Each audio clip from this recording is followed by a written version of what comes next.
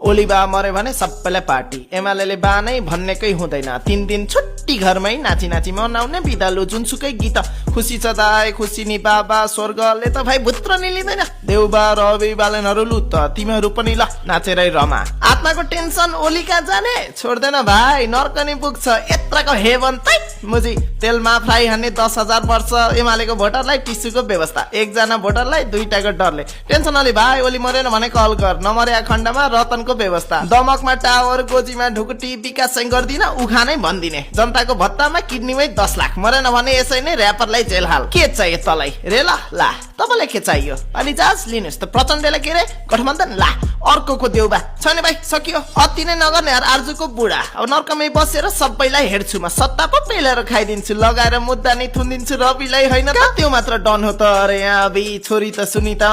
चुप्प विद्यालय कार्ड चाहिने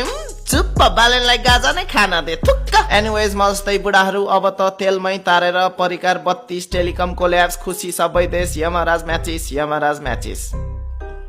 नेपाली हो